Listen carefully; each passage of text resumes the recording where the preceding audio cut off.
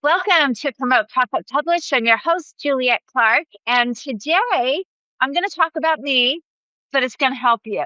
So hopefully I can give you some insight on what we are doing. Today is the release date for Bad Lie. And Bad Lie is a golf techno thriller. So it's a little bit different, still part of the Lindsay and Boyd series, but we used to do a lot of different things because the audience shifted a little from my normal audience. Now, what do I mean by that? Most of the time, I have a lot of female readers, I do have male readers, but they tend to be just regular murder mysteries. This one was a little bit different angle, and I'm bringing in golfers because I found there really aren't any good golf mysteries out there. And any of you who follow this podcast know I love golf. I play every minute I can.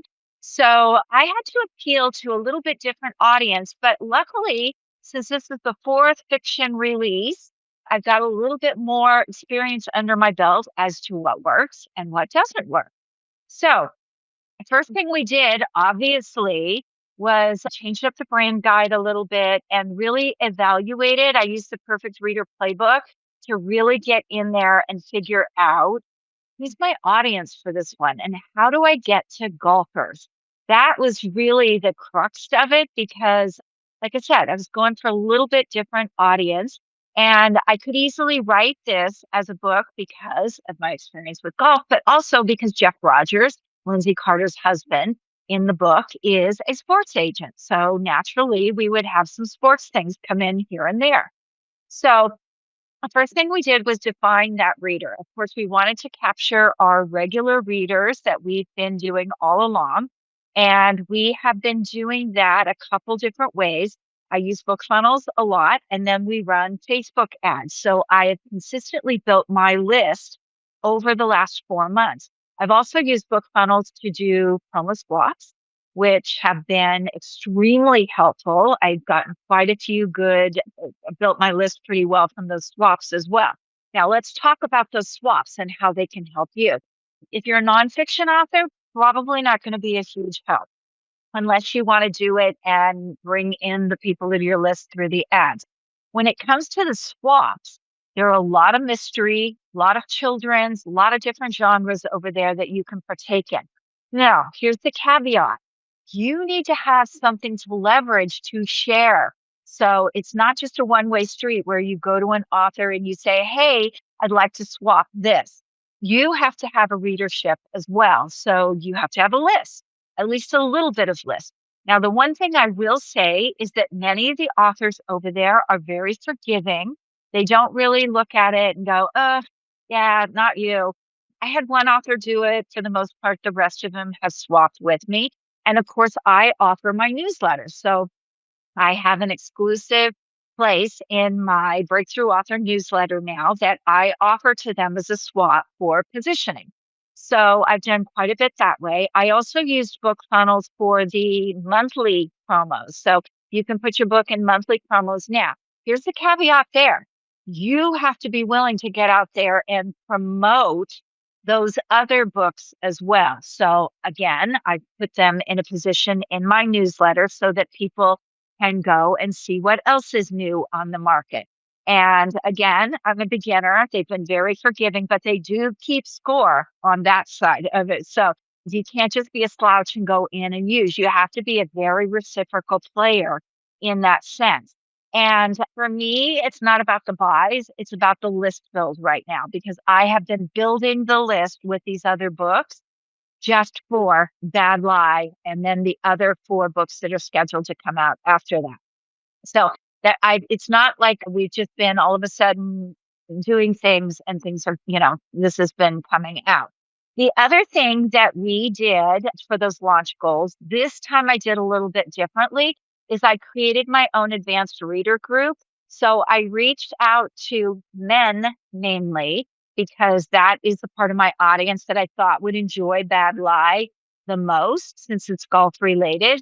And if you're not a golfer, that Bad Lie has a double entendre there. because a bad lie in golf means you're in the weeds or in the rough, or for me, it's in the weeds in the rough or the lake, which obviously isn't a lie, it's a penalty. But that's where I spend a lot of my time. So what I did with it is I created my own advanced reader group. I went over to a Facebook group with golfers and I asked, hey, I have 10 spots for advanced readers. If you're someone who's interested in golf, interested in a mystery that has Augusta and art and another tournament right after that, then, this might be your book. You might really enjoy it. So I took those people and got feedback. And that was my initial group. I wanted feedback on the group. Do men like it? Also, those are my advanced readers. So I asked them as advanced readers, along with the group of friends that I had read it, I will give you this book in advance. And I actually gave them copies of the book, hard copies. And in exchange, I'd like you to buy my Kindle on day one, cheap, 3 for $4.99. And I'd like you to leave a review since you've already read the book. So that's how I got or am getting my first reviews on the book. So we had that. I also put it in the Fussy Librarian. Now, the Fussy Librarian you have to work up to. They don't just take every single book. So I had to go get a number of 5-star reviews for another book. And that was the first book that I put in there. I put in Dark Granny after I went through that review process. I got that one in. I believe they look at the quality of the book, and then it was easy to get my other books in after that. The Fussy Librarian is really, really priced well too. So I didn't feel like I spent a lot of money. Unfortunately, with the book funnels, and I'm going to say fortunately, unfortunately, you need to have a good budget if you're going to do this anyway. I think that is probably one of the big things I see is people don't plan on the budget, the platform building budget, and or the promo budget for this. So I actually, when I went and built the book funnels, I think it's $29 a month. It's not a heavy lift. It might even be a little bit less than that. Where the money was spent was on the Facebook ads. And I think I spent about $400 to get 250 leads. So not bad, not bad at all. I actually used a video for the Facebook ads and had it down to about 9 cents a click, I think. So got a lot of impressions, but of course, the only people that took it were the really hardcore people who wanted a free book. And it really got a lot of exposure, I must say. I was really happy with it. But that was the list build for Bad Lies. So that's how that came out. The other things that I did was the cover. I almost forgot. Also, NetGalley. So if you're not familiar with NetGalley, it's well worth your time to do it. This is where you can get advanced reader copies. It goes out to librarians, booksellers, different people who can review the book in advance for you as well. I thought that was particularly good as well because I wanted it to break through and get some early coverage for everything that was going on. So that was the bulk of what I did. And believe me, through the 3 books before, I've been doing a lot of trial and error. I think the biggest thing that I learned is the free book is the way to go to fill your list. And I actually did an episode a couple episodes ago about if it's your first book, write a novella and give it away. So maybe a prequel to the characters you have now. Now, I was lucky. I had full books that I was willing to give away in expectation of these new books that are coming out, but not everybody has that. But I will tell you that I'm getting tons of people on my calendar, and it's not so much for publishing these days because people aren't buying and using hybrid publishers as much as they used to. They're self-publishing. But if you're going to do that, those people that are on my calendar did it without building a platform and without promo. So their books are just languishing there. I'm going to tell you a little secret, and I don't mean to say it as a snob, but every single person who's gotten on my calendar for that, when they send me a copy of the book or I look for it, the preview on Amazon, I can tell within about 5 seconds that they self-published.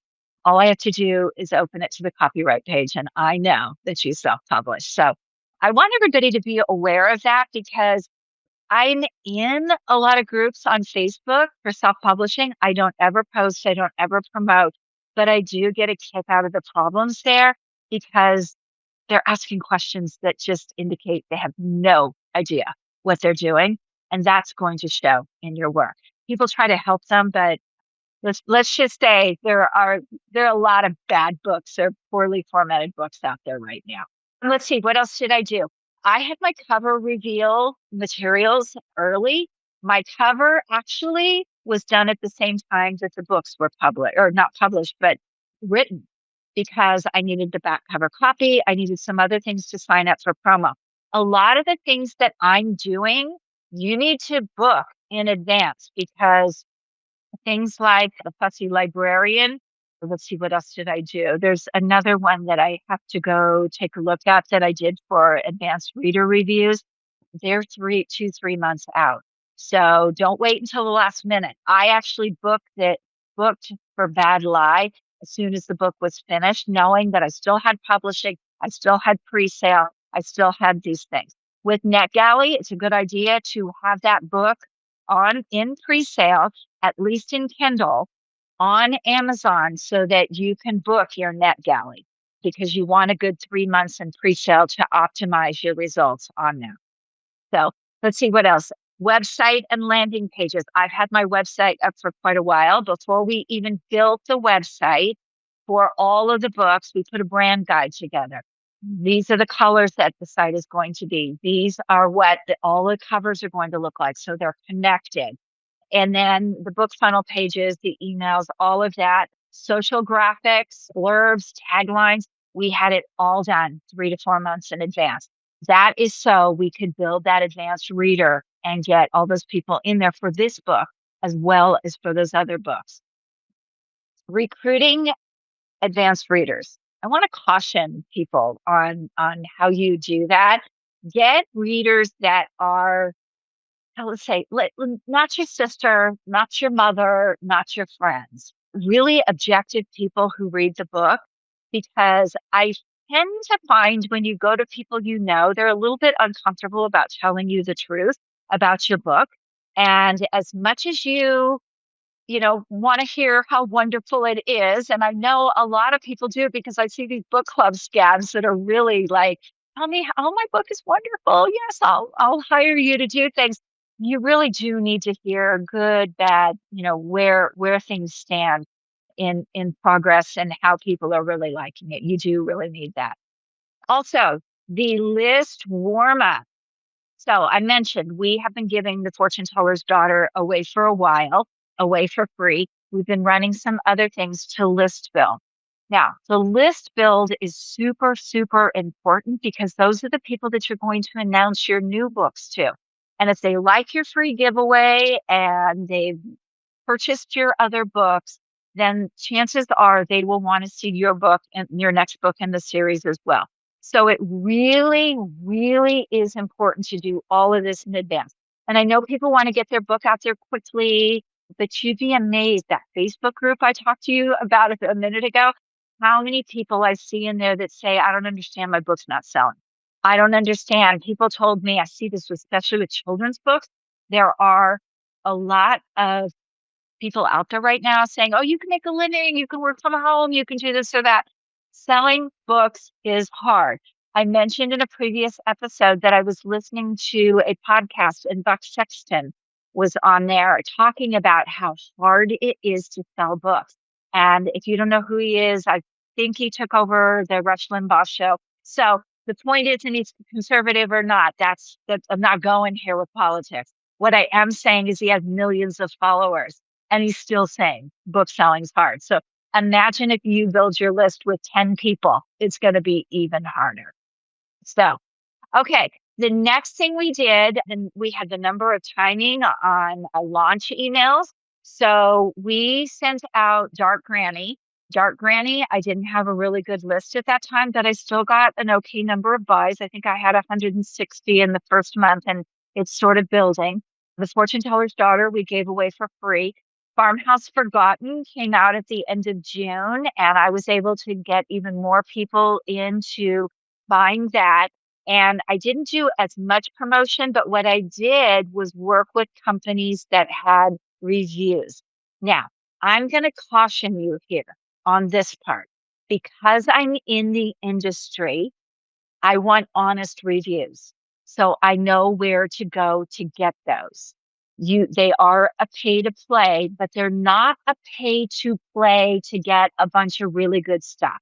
You have to go with people who are verified purchases, meaning they're going to buy the book. And number two, you want honest reviews. So I will tell you on Dark Granny, I got a 4 star.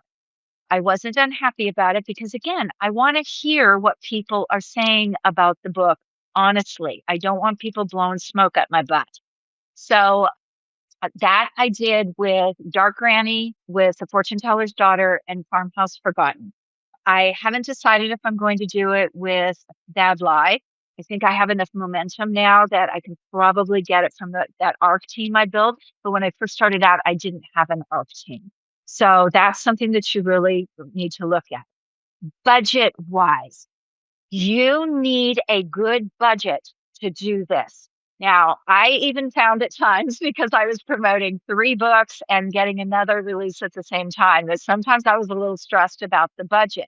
But you need to try what works. This is why we do this in advance. See what works for you, see what doesn't, and then roll it into your next books. So that novella that I was talking about, there's no reason you can't put it on Amazon. There's no reason it can't go on book funnels.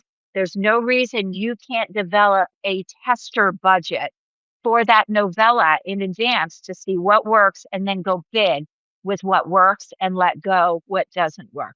I've had a few things. I tried Amazon ads, didn't work at all. Didn't like it. I did the best job targeting and still didn't work. Now, the good part about that was I learned it didn't work. I didn't waste any more money, but I talked to other authors about it and they said the same thing, getting no traction on Amazon whatsoever. So look at those promos. Definitely sign up if your book is eligible for those Kindle promos and get your A+ content done. That's really important too. It just lets people kind of tells a little story about the book. So that is an essential as well. If you were published by a hybrid or by Ingram, you're not going to be able to do it.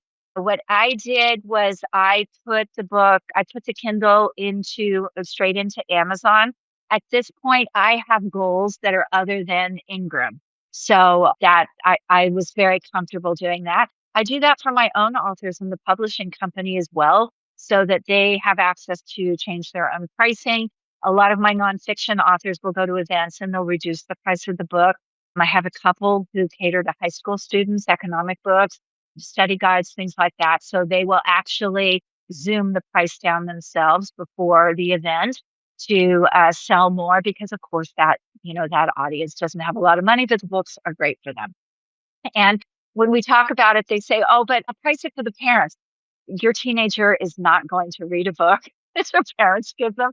If your teenagers were anything like mine, not going to happen. Let them hear that inspirational speaker and go buy it themselves for, $2.99 or $3.99.